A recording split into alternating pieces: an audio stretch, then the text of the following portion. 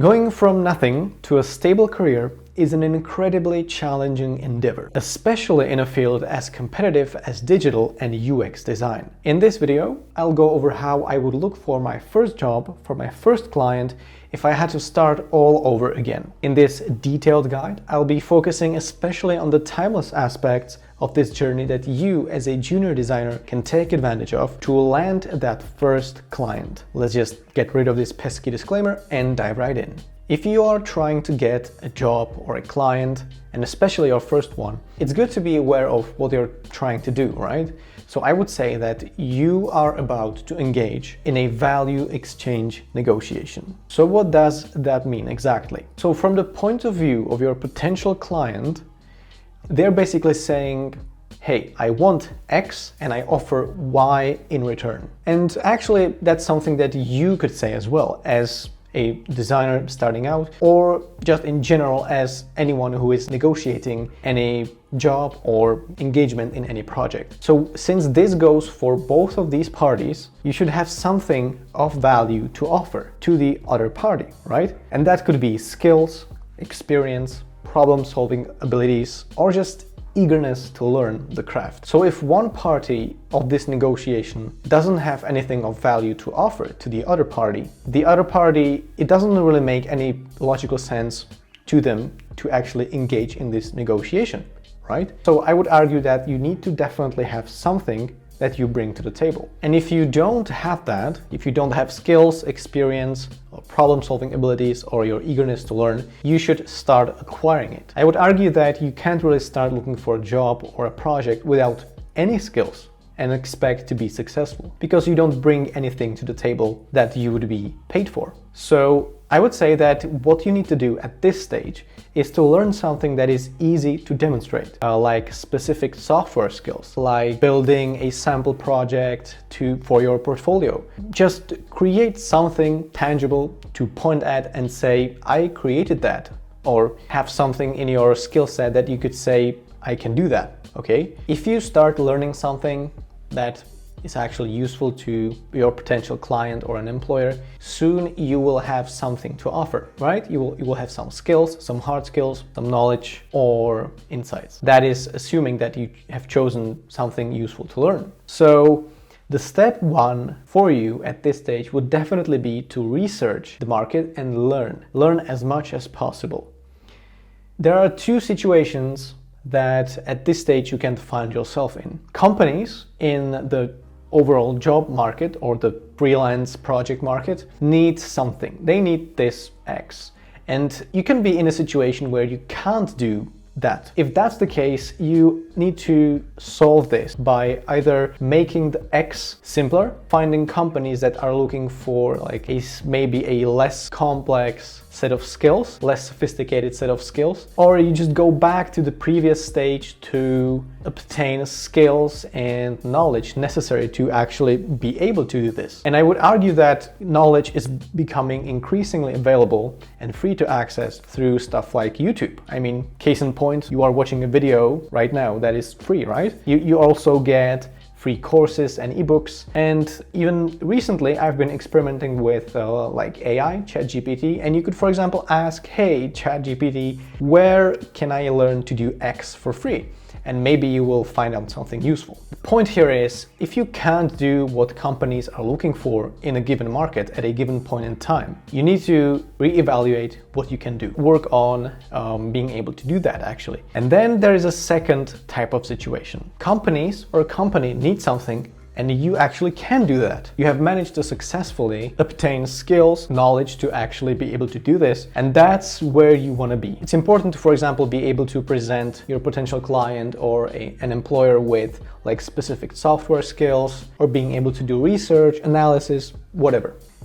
Once you actually can do something that companies are looking for, that potential clients are looking for, you need to get hands-on experience with this skill set, right? So step two would be negotiate and get experience. And here's the thing, especially as a beginner, the value that you bring to the table, to the negotiating table, must be significantly higher than whatever you're asking for. And that goes in general, not only for beginners. If you are a company and you're hiring someone with no track record, that's risky. That's a risky endeavor because you have no idea what this person can turn out to be. And you as a company always want to mitigate risk. You want to minimize the risk that you're undertaking. So if you look at things from the perspective of the company, of the potential client, you find out that the ideal case is for you to actually, as I said, bring more to the table than what you ask for. When that happens, when you're able to actually do that, companies will notice, or if you're able to convince your potential client, your potential employer that you're able to do this, you're actually able to bring something more valuable than what you're asking for, a gap is being created. Right? This is very metaphorical, so oftentimes the outcome of your work is quite hard to measure, right? Your direct individual contribution tends to be hard to measure. There is a gap that is being created when this happens.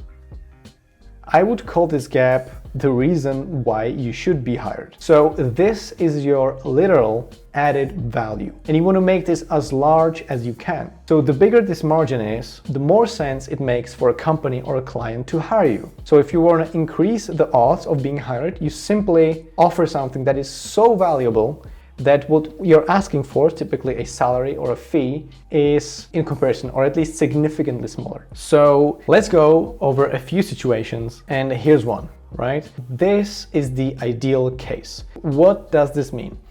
This is supposed to show that these columns are both very tall, right? So the ideal case is that you bring so much value that even when you ask for something that is noticeably less valuable, in return, the thing that you're asking for is still extremely high. So when this happens, this is the ideal case, right? So the gap is significant, but at the same time, your skill set, your contribution is so high, so large, that you actually, even with this margin, what you get in return is very valuable. So long story short, you want to make yourself so valuable that it makes sense for your clients and your employers to pay you a very high salary, right? So that's the ideal case. And now there is a second type of situation, and that would be this, the extreme case. Here's the thing. When you are starting out, the value that you provide will probably be not as high as someone with more experience and more insights. What happens then?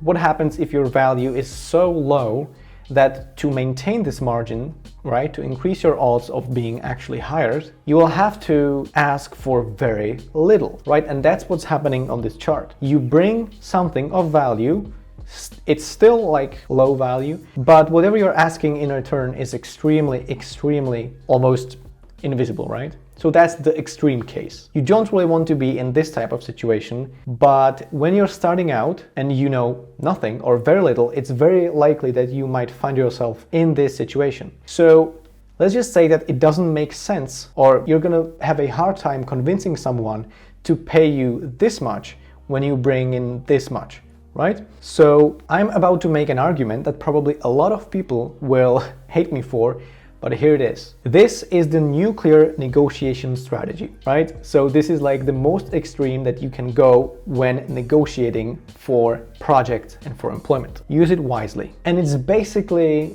working for free. It is something that you generally want to avoid. However, here are some arguments in favor of working for free. When you do this, when you come to the client and say, hey, I'm gonna work for free for you for a month or for 2 months, and if you're happy with me, we can talk about like employment or more permanent arrangement where I actually would get paid. So imagine you're a company or a client in that situation. When somebody comes to you, when a junior designer comes to you, or somebody that wants to become a designer and says, I'm gonna work for free, what are you going to think to yourself? What are the risks for you as a company at that point? I would argue that the risks, apart from like giving you information, giving you access to the company, the know-how, etc., your risk is basically zero, right? It's basically like a free trial, right?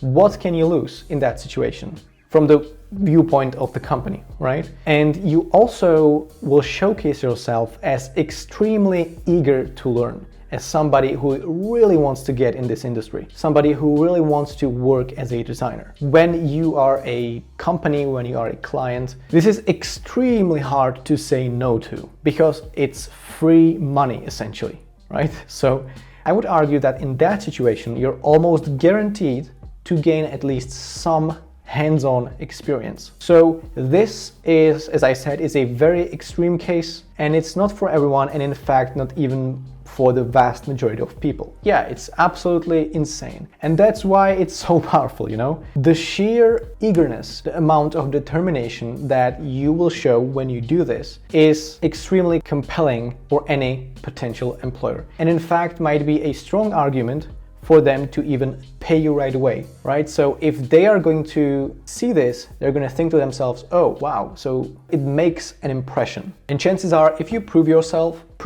to be a great employee, a great designer, you might end up in a very favorable negotiating position for you because you already have some know-how, some insider knowledge, and you might have become valuable for the company to actually keep you, right? So use it wisely. And then when you actually manage to get some experience, right? So in this step number 2, the chances of you using this strategy and actually not even getting the chance to work on any project is extremely low, right? So I would say that at this moment, you are ready to take the experience that you have obtained, leverage it, and just keep on learning. You have now successfully gained experience in the design field. Now try and leverage that experience to get clients or a job. You already have something in your portfolio and you want to continue building it, right? You can add whatever you have created here into your portfolio, right? If you don't break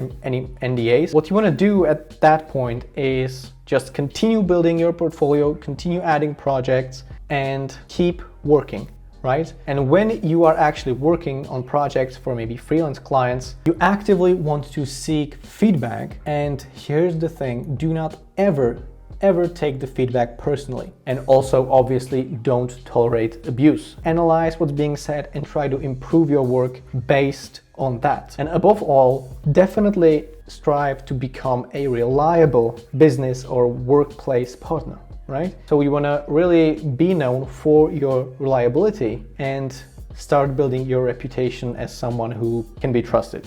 Okay, and this is more of a mindset type of thing, but also assume that you know very little, because probably chances are when you're starting out, you actually do know very little, right? So stay open-minded and stay curious about the industry and just the companies you work for in general. Also consider getting professional certificates. Not that it really matters to have a fancy PDF attached to your CV or your profile, it's the knowledge that counts. I can point out, for example, Interaction Design Foundation. I think they provide very good timeless knowledge, and it's also open source and free. But if you want to complete courses, it is obviously for a fee, but in terms of pure access to knowledge, I definitely recommend that. And you also want to kind of get to know people, right? You want to network with industry insiders, you want to meet people that work in the industry and just talk to them, right?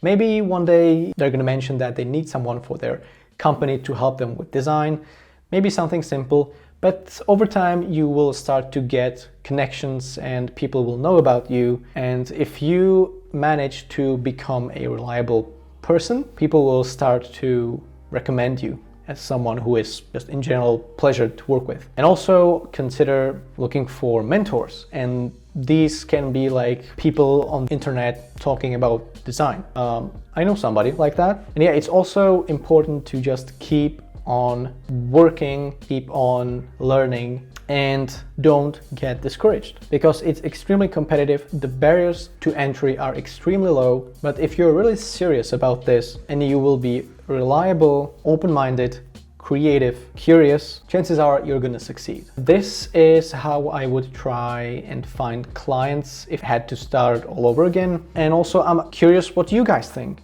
How would you go about looking for clients? What are the problems that you are encountering when looking for work? And the only thing that remains is to wish you good luck, and remember that it's a process, it takes time, and it's important to just keep going. Thanks for tuning in. Leave a like if this video helped you, and I will see you in the next one.